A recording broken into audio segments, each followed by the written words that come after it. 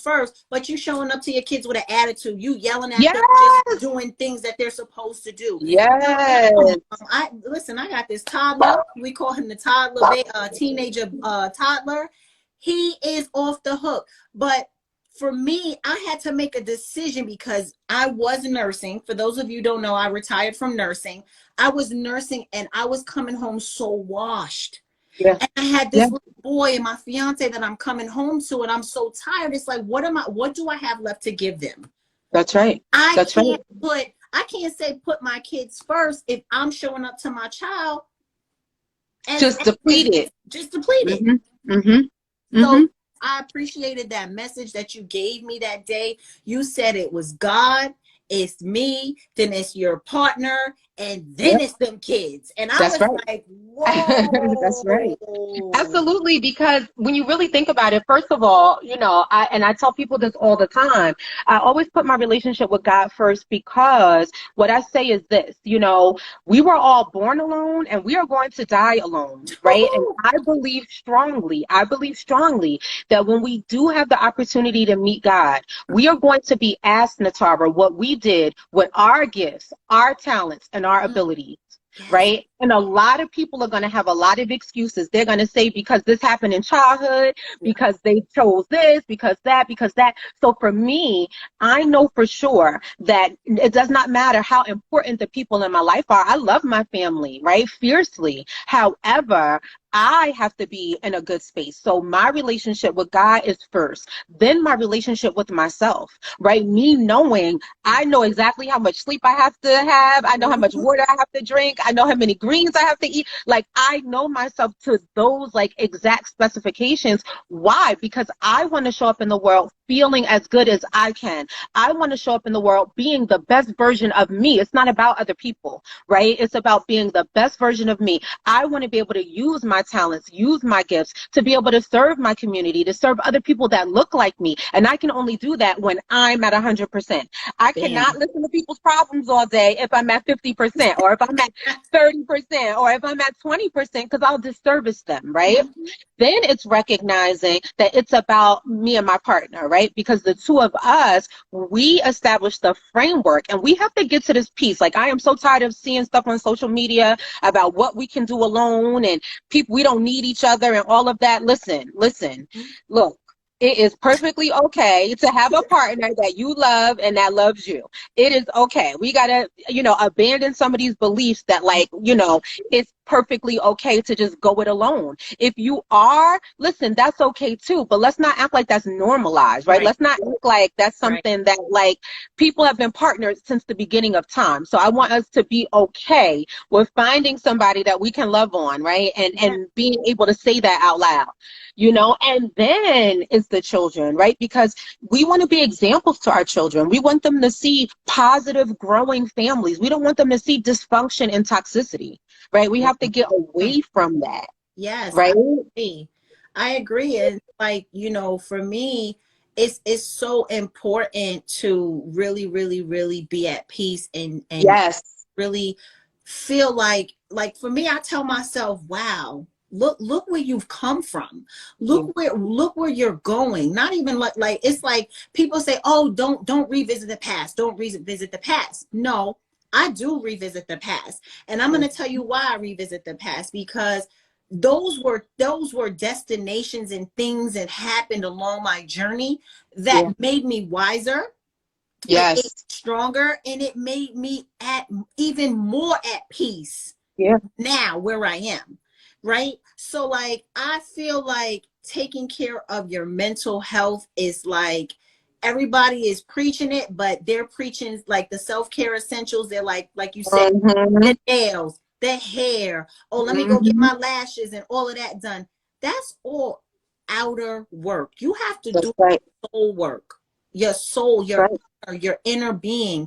You know, and that's why for me, like you said, what is your gift? My gift was getting people to really, really define their purpose.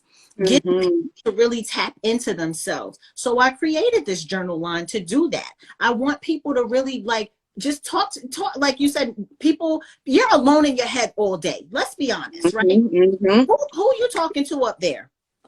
And I think, but that's the thing though. So many people, Natara, don't have the missing ingredient, and that ingredient is honesty.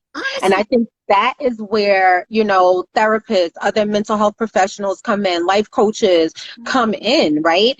If your life does not look the way you want it to look, and you're in your 20s, you're in your 30s, you're in your 40s, you're in your 50s, you have nobody to blame but yourself. Right? And people are not honest about their fears, right? I tell my clients this all the time. Oftentimes, the things you fear the most are the things you are supposed to run towards, because then and only then can you really come face to face with who you really are.